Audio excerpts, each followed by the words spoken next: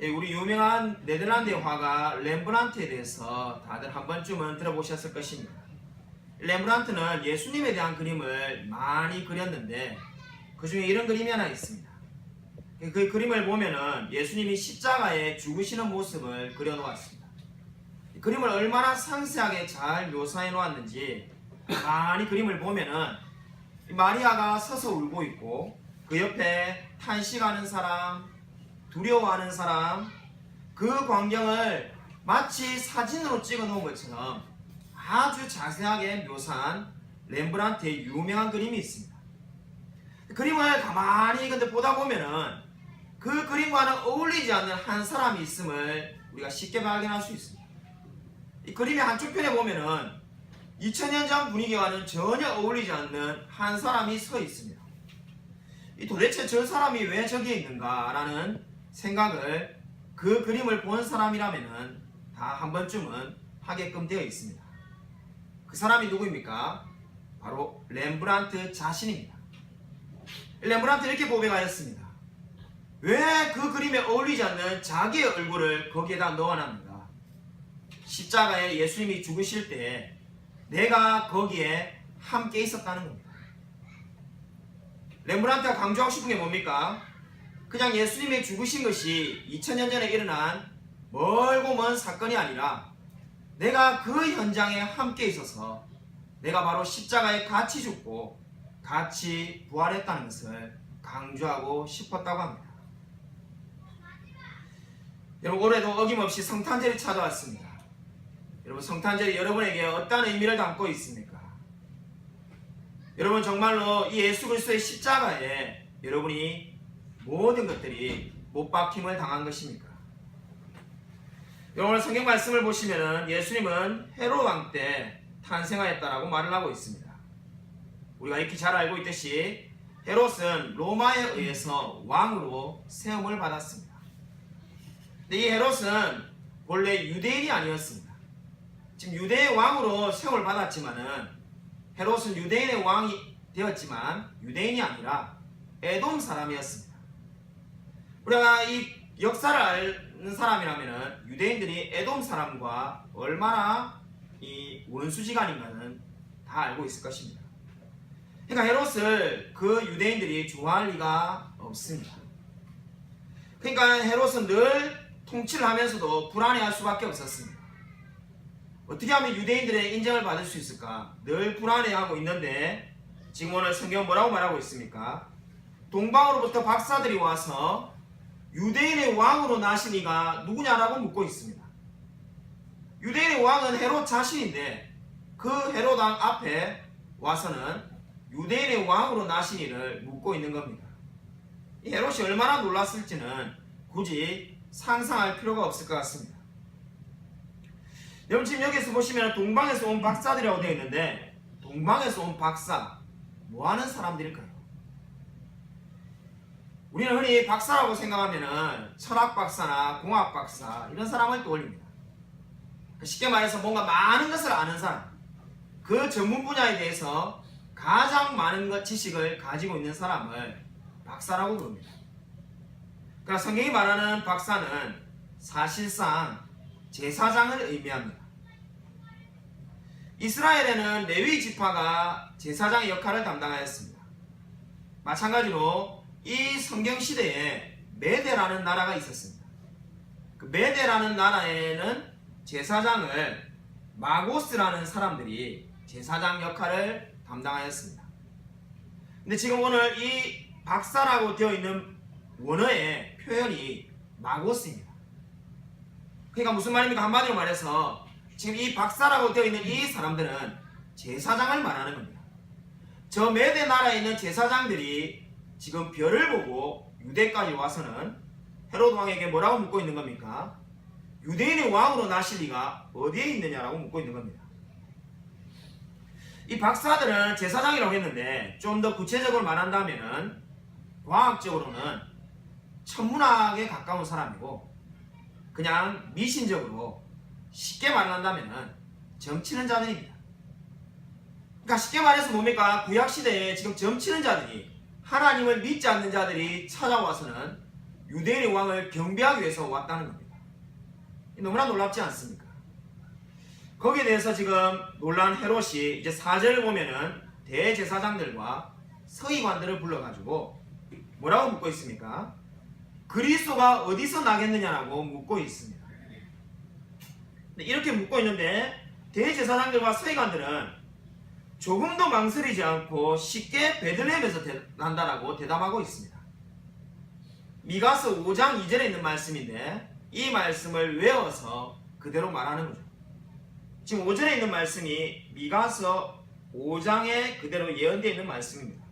6절에 있죠. 한번 6절에 있는 말씀을 보시면은 유대 땅 베들레헴아 너는 유대 고을 중에서 가장 작지 아니하도다. 내게서 한 다스린 자가 나와서 내 백성 이스라엘의 목자가 되리라. 이렇게 말을 하고 있습니다. 이 말을 듣고 난 다음에 헤롯이 박사들에게 뭐라고 말합니까? 나도 그에게 경배하러 갈 거라고 말하지만은 실제로 이 말은 거짓말이었습니다. 성경 뒤에를 보면 어떻습니까? 헤롯은 나중에 2살 이하의 모든 아이들은 죽이겠다고 말합니다. 경배할 마음이 전혀 없지만은 거짓말로 그렇게 말하였습니다. 여러분 헤롯을 한번 보십시오. 그는 그리스도가 베들레헴에서 태어난다는 사실을 알고 있었습니다. 아니 대제사장들과 서기관들도 마찬가지입니다. 그들이 구약 성경을 다 외워가지고 그리스도가 언제 어디서 태어날지 다 알고 있었습니다. 더 감사한 건 뭡니까? 이방신을 믿던 그 매대의 박사들이 와서 지금 그냥 지나쳐도 되는데 그 별이 인도하여서 헤롯 왕에게 찾아왔습니다. 쉽게 말해서 요즘 말로 하면 복음을 들은 거죠. 복음을 듣고 정말로 하나님을 경배할 기회가 되지만은 하나님을 경배하러 가지 않았습니다. 정말로 성경에 나오는 이 모든 말씀을 알고 메시아가 탄생할 거라는 예언도 다 알았지만은 그들은 경배하러 가지 않았습니다. 여러분 이 헤롯의 이야기가 뭘 보여줍니까? 메시아에 대한 예언을 다 알지만은 경배하지 않은 자, 한마디로 말해서 반쪽 진리를 가지고 있는 자였습니다. 정말 헤롯과 대제사장과 서기관들은 저와 여러분이 지금 가지고 있는 성경에 대한 지식을 다 가지고 있었습니다. 몰라서 하나님을 믿지 않은 것이 아닙니다. 그러나 그들은 하나님을 결코 따르지 않았습니다. 캐나다에 깁슨이라는 아주 큰 부자가 있었습니다. 원래는 가난한 집에서 태어났는데 너무나 고생하다가 큰 부자가 되었습니다. 부자가 되자 인터뷰를 하러 기자가 찾아왔습니다. 기자가 어떻게 해서 성공했는지를 묻고 있습니다. 그러자 이 깁슨이 3가지를 말해주겠다면서 3가지를 말합니다. 첫 번째, 하나님을 믿으라. 2번째, 열심히 부지런히 살아라. 3번째, 절대로 술은 먹지 말라. 기자가 받아 적다가 볼펜을 탁 놔버렸습니다. 기자가 어이가 없다는 듯이 이렇게 한마디 합니다. 아니 그 정도 이야기는 누구나 다 아는 이야기 아닙니까? 하나님을 믿으라, 열심히 살아라, 술 마시지 마라. 아니 그걸 모르는 사람이 누가 있겠습니까? 그러자 깁슨이 이렇게 말하였습니다. 알고 있다는 것이 중요한 것이 아니라 실천하는 자와 실천하지 않는 자로 나누어집니다. 무슨 말입니까? 누구나 다 하나님을 믿고 열심히 살고 술 마시지 말라는 정도의 이야기는 다 할 수 있습니다. 그러나 그대로 실천하는 자가 있고 실천하지 않는 자가 있습니다. 오늘 헤롯도 마찬가지였습니다. 예수님이 베들레헴에 태어나실 것을 다 알고 있었습니다. 하지만 그는 경배하러 가지 않았습니다. 우리 시대도 마찬가지지 않습니까? 우리 시대의 모든 사람이 오늘이 무슨 날인지 다 알고 있습니다. 성탄절이 무슨 날인지 모르는 사람은 아무도 없습니다. 그러나 이 성탄절에 하나님께 예배드린 자가 있고 그렇지 않은 자가 있습니다. 여러분 정말로 하나님을 아는 지식 안에서 자라가고 있습니까?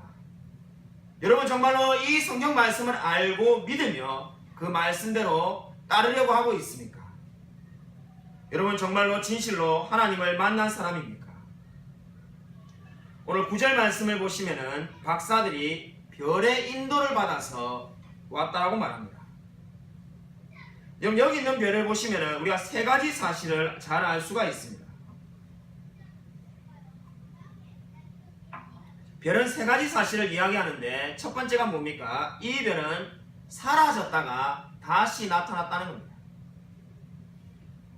그리고 두 번째로 이 별은 동방박사들을 앞서서 인도하였습니다. 세 번째로 이 별은 아기 예수님이 계신 곳 위에 머물러서는 이제 더 이상 움직이지 않았습니다. 오늘 성경이 이 별에 대해서 세 가지를 이야기하고 있습니다. 이 별은 나타났다가 사라졌고, 그리고는 동방박사를 앞서서 인도하다가 예수님 앞에 멈추어 섰습니다. 이 세 가지 사실을 통해서 우리가 알 수 있는 것이 무엇입니까? 이 별은 우리가 지금 보는 별과는 다른 별이라는 겁니다. 우리가 지금 밤에 보는 별들은 저와 여러분이 걸어가면은 그 별도 움직이는 것처럼 느껴집니다. 저와 여러분이 멈추어 서면은 별은 움직이지 않습니다. 근데 지금 여기 성경에 나오는 별은 어떻다는 겁니까? 별이 먼저 움직여서 동방박사들을 움직이게끔 하였습니다. 한마디로 뭡니까? 기적이 일어난 것입니다. 저와 여러분이 보는 그런 평범한 별이 아니라 하나님이 놀라운 섭리로 기적을 일으키셔서 지금 박사들을 인도하고 있습니다. 이 별만 보아도 예수님에 대한 놀라운 이 탄생의 신비가 기적이라는 것을 알 수 있는데, 유대인들의 전설을 보면은 지금까지도 전해내려오는 구전에 이런 이야기가 있습니다. 들어보신 적 있는지 모르겠는데, 유대인들의 구전에는 예수님이 문둥병자였다는 전설이 있습니다. 물론 사실이 아닙니다. 사실이 아닌데 마치 우리가 옛날 이야기가 구전동화로 전설로 내려오는 것처럼 수많은 유대인들은 지금도 예수님이 문둥병자였다고 믿고 있습니다. 왜 그런 전설이 있을까? 원래 문둥병자는 어떻습니까? 우리 구약성경을 잘 아는 분이라면 절대로 사람들이 다가오지 않습니다. 오히려 사람들을 만날 때 되면 어떻게 해야 됩니까? 내가 문둥병자니까 다가오지 말라고 해야 됩니다. 사람들이 부정하다고 생각하죠. 근데 그 문둥병자로 예수님이 태어났는데도 불구하고 수천 명이 따라다니며 수많은 이적을 일으켰다. 이보다 더 드라마틱한 이야기가 어디에 있겠습니까? 그래서 많은 유대인들은 이 예수님이 문둥병자였다는 이야기를 너무나 좋아합니다. 그러나 실제로 성경적 근거는 없습니다. 왜 많은 사람들이 그렇게 이야기하기를 좋아하는가? 예수님이 낮고 천한 몸으로 왔다는 것을 강조하기 위해서입니다. 그러나 그렇게 하지 않아도 성경의 의미가 퇴색되는 것이 아닙니다. 예수님이 문둥병자였다는 것은 아무런 근거가 없습니다. 그러한 것이 아니더라도 오늘 이 예수님의 탄생이 너무나 놀라운 기적이라는 것을 보여주는 것이 무엇입니까? 바로 이 동방박사들이 우리가 흔히 보는 별이 아닌 놀라운 별로의 인도로 지금 예수님에게까지 찾아왔다는 겁니다. 여러분 2장 11절을 보시면은 동방박사들이 마리아와 아기 예수가 있는 집에 들어갔다라고 말을 하고 있습니다. 여기 집이라는 곳에 여러분이 주목해 보십시오. 이 성경 읽을 때 이 집이라는 단어를 주목해서 본 분은 거의 없을 것 같은데, 집이라는 곳에 여러분 주목해 보십시오. 찾지는 않겠습니다만은 누가복음 2장 16절을 보면은 우리가 너무나 잘 아는 예수님이 마국간 구유에서 태어났다는 기록이 있습니다. 이 누가복음 2장 16절은 예수님이 마국간의 구유에 태어났다고 말을 하죠. 근데 지금 오늘 마태복음 2장 11절을 보시면은 예수님이 집에 계십니다. 원문을 보아도 집이라고 되어 있습니다. 그럼 어느 게 맞는가? 저와 여러분이 시중에 파는 그림들을 보면은 이 동방박사들이 마국간 구유에 경배합니다. 제가 외국에 몇 년을 살았는데 외국에서 파는 그림들도 마찬가지입니다. 다 동방박사들이 집에서 예수님께 찬양했다는 그림은 거의 없습니다. 다 마국간 구유에서 찬양을 드립니다. 근데 가만히 살펴보면 어떻습니까? 오늘 성경 분명히 집에 들어갔다고 되어 있습니다. 마국간에 들어간 건가? 집에 들어간 건가? 정리를 하면 어떻게 되겠습니까? 예수님이 마국간 구유에서 태어나신 것은 맞습니다. 우리가 잘 알다시피 당시에 호적을 등록하러 베들레헴에 갔는데 구할 수 있는 방이 없어서 마국간 구유에서 태어나셨습니다. 그런데 왜 지금 마태복음 2장 11절은 동방박사들이 집에 들어갔다고 되어 있는가? 그 이유가 어디에 있습니까? 이것은 예수님이 태어나시고 난 다음에 시간이 지나간 겁니다. 며칠인지 몇 달인지 몇 주인지는 모르지만은 분명히 시간이 지나갔습니다. 그래서 호적을 등록하러 왔던 수많은 사람들이 베들레헴에서 각자 자기 고향으로 되돌아간 겁니다. 그래서 원래는 방을 구할 수가 없어가지고 마구간에 누워 있었지만 이제 방이 비니까 요셉과 마리아가 아기 예수를 모시고 집으로 들어간 거죠.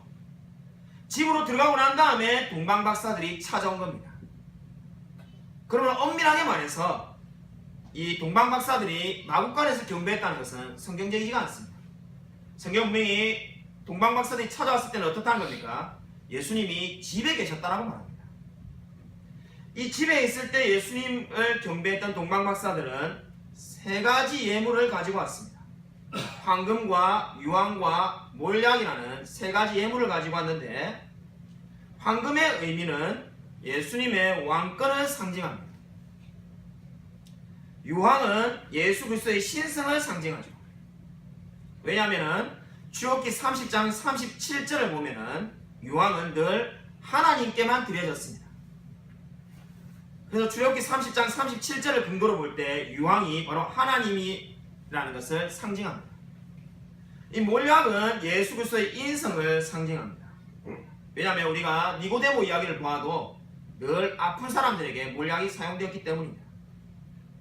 그러므로 지금 황금과 유황과 몰약을 드린 것은 그냥 귀한 예물을 아무거나 사온 것이 아니라 바로 그리스도의 메시아의 왕권과 신성과 인성을 다 나타내고 있습니다. 이렇게 동방박사들이 찾아왔던 이 사람들이 원래 이방인이었고 메시아를 잘 알지도 못했던 이들이 별을 보고 메시아를 찾아와서 첫 번째로 반응한 것이 무엇입니까? 10절을 보시면은 크게 기뻐하고 기뻐하였다라고 말을 하고 있습니다.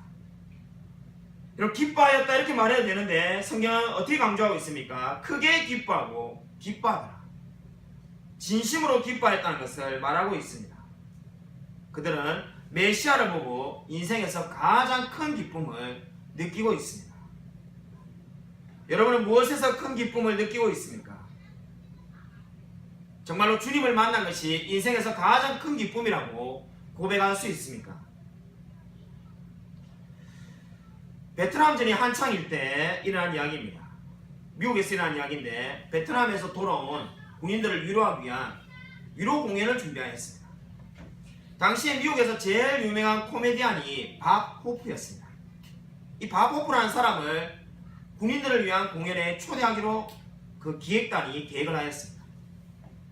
근데 밥 호프가 너무나 당시에 바빠가지고 이 공연에 참석하지 않겠다고 말합니다.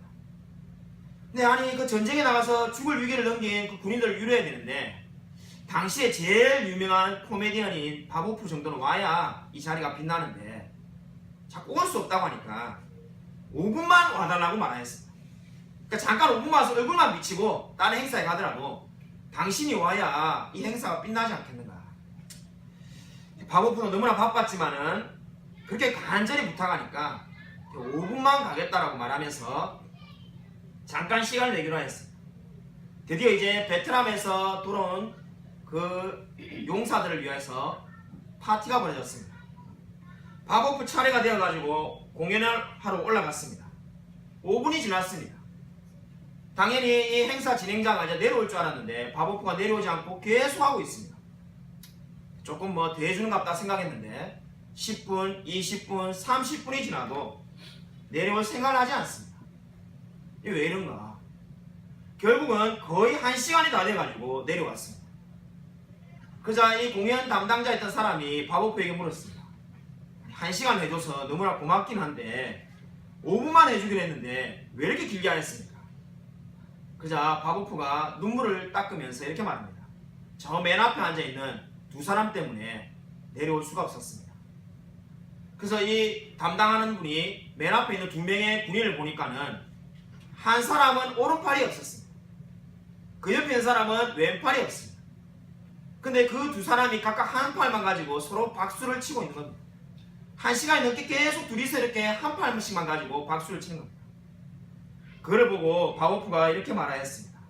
나는 진짜 기쁨이 뭔지를 깨달았습니다. 제가 5분만 하고 내려올 수가 없었습니다. 저렇게 한쪽 팔밖에 없는 사람이 기뻐하면서 좋아하는데 제가 어떻게 내려올 수 있었겠습니까? 여러분, 이 이야기가 무엇을 보여줍니까? 여러분, 진정한 기쁨이 무엇입니까? 여러분, 한쪽 팔이 없는 사람도 진정으로 기뻐하면 그것을 찬양합니다.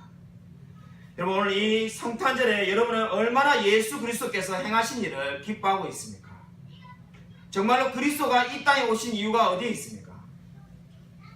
그리스도가 이 땅에 오신 이유의 의미가 바로 우리 마태복음 1장 23절에 있습니다. 우리 1장 23절, 그리스도가 이 땅에 오신 그 의미를 한번 읽어보도록 하겠습니다. 마태복음 1장 23절, 오늘 성경 말씀에 그 앞에 있습니다.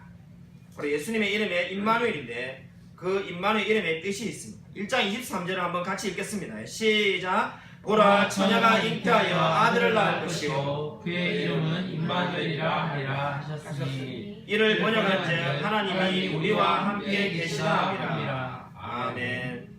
오늘 예수 그리스도가 이 땅에 오신 이유가 어디에 있다는 겁니까? 바로 하나님이 우리와 함께 계시다는 겁니다.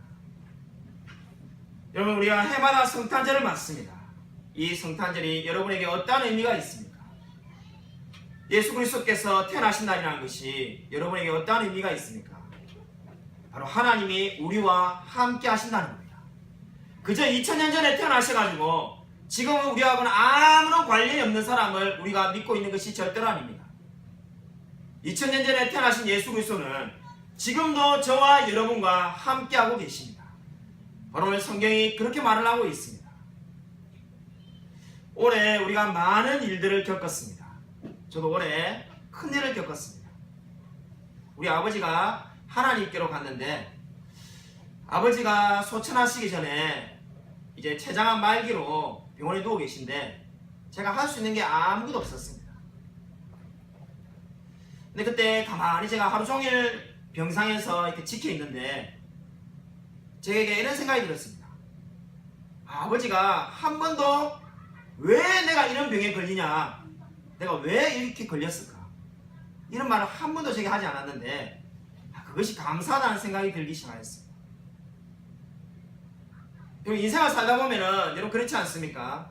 여러분이 나쁜 질병에 걸리거나 회사에서 쫓겨나거나 가난해지거나 그럴 때마다 우리가 늘 던지는 질문이 뭡니까? 왜 내가 이런 일이 걸렸는가? 왜 내가 우리 이웃보다 가난하게 살아야 되는가? 왜 수많은 직장에 사람들이 있는데 내만 쫓겨나야 되는가? 수많은 사람들이 왜라는 질문을 던집니다. 사실 인생에서 왜라는 질문은 의미가 없습니다. 어차피 인생이 모든 사람들이 고난을 겪게 되어 있습니다. 사람이 한 번은 죽어서 하나님 앞으로 가게 되어 있습니다. 여러분, 인생에서 여러분 한번 생각해 보십시오. 여러분, 왜 내게 이런 일이 생기냐고 생각되는 것이 2016년에 얼마나 많았습니까? 여러분, 근데 그 이유를 다 알아본들 여러분의 삶이 조금이나 나아지겠습니까? 왜 나의 사업은 잘 되지 않는지, 왜 나는 건강하지 않는지 그 이유를 알아본들 여러분이 조금 더 행복해질 수 없습니다. 제가 아버지를 옆에서 병상에서 간호하다가 거기에 대해서 감사했어요. 아버지가 계속해서 예를 들면 따져가지고 왜 내가 이 병에 걸리냐, 아니 세상에 수많은 사람인데 왜 하필 내가 췌장암 말기에 걸려가지고 한 달이라는 시한부 인생을 선고받아야 되는가, 이렇게 말하신 적이 한 번도 없었습니다. 여러분, 인생에서 여러분에게 위로를 주는 것이 무엇입니까? 저와 여러분에게 위로를 주는 것은 왜라는 이유를 알았을 때가 아닙니다. 저와 여러분에게 위로를 주는 단 한 가지는 바로 하나님이 우리와 함께 계시다는 겁니다. 제가 이것을 깨달았습니다. 이것을 깨달은 것은 바로 우리 아버지가 성경을 읽어달라고 해가지고 마태복음부터 제가 순서대로 쭉 읽어주는데 바로 읽어주다가 이 임마누엘 하나님을 읽을 때 제 마음에 그 확신이 들었습니다. 하나님이 우리와 함께 계시는 것이 저와 여러분에게 유일한 위로입니다. 인생의 위로는 왜라는 것을 안다고 생기는 것이 아닙니다. 저와 여러분이 성공할 수 있는 비결을 깨닫는다고 여러분 위로가 되지 않습니다. 아무리 성공할 수 있는 좋은 아이템의 사업을 알아본들 그대로 실천이 될지 아무도 알 수가 없습니다. 인생에서 유일한 위로는 바로 하나님이 우리와 함께 계신다는 겁니다. 바로 이 놀라운 진리를 전하기 위해서 하나님께서 이 땅에 오셨습니다. 여러분은 이 놀라운 진리를 믿고 있습니까? 일본에 유명한 무신론자가 있었습니다. 다카다 모토라는 유명한 무신론자가 있었습니다. 이 사람은 평생을 마르크스 책만 읽었을 사람입니다. 수많은 제자들이 따라오는데 그 제자들에게 늘 마르크스 이야기만 하였습니다. 유물론을 가리키고 신은 없다라고 말하던 다카다 모토가 놀랍게도 인생의 마지막이 되어가지고 하나님을 이야기하기 시작합니다. 이 제자들이 막 혼란스럽기 시작합니다. 그러니까 제자들이 두 표로 나눠졌는데 한쪽에 있는 한 편은 이 우리 스승님이 죄송하지만은 치매 걸린 것 같아요. 늘 신이 없다고 말하는 사람이 갑자기 하나님을 믿으라고 말하는 이게 제정신이 아닙니다. 지금부터 하는 이야기는 다 거짓이다. 이렇게 말하는 한 무리가 있었습니다. 또 다른 한 제자들은 이게 진실을 말하는 거다. 그러니까 사람이 죽어가는데 진실을 말하지 않겠는가. 저게 진실이다. 두 제자들이 두 그룹이 서로 이제 옥신각신 싸웠습니다. 다카다 모토가 임종왕이 하는 순간이 다가왔습니다. 그때 제자들이 모여가지고 이걸 물었습니다. 이제 죽어가시는데 그나마 정신이 온전할 때 혼수 상태가 오기 전에 진실을 말해 주십시오. 도대체 하나님을 믿으라는 겁니까? 아니면 하나님이 살아계시지 않는 겁니까? 그때 다카다 모토가 이렇게 말했다고 합니다. 내가 평생을 걸쳐서 가르친 모든 가르침에 대해서 후회한다. 마르크스 이야기, 유물론, 신은 살아계시지 않는다는 그 모든 이야기들을 다 잊어버린다. 내가 진실로 하나님 앞에 회개하였다. 너희들도 하나님을 믿고 그 하나님만 의지하며 살아라. 내가 하는 이 말을 결코 가볍게 여기지 말라라고 말하며 하나님께로 갔다고 말합니다. 이 이야기가 무엇을 보여줍니까? 인생에서 제일 중요한 것은 하나님을 만나는 겁니다. 오늘 예수님께서 이 땅에 오신 성탄절을 우리가 맞고 있습니다. 여러분, 인생에서 제일 중요한 것이 무엇입니까? 인생에서 제일 중요한 것은 성공하는 것도 아니고 심지어 건강하게 살아가는 것도 아닙니다.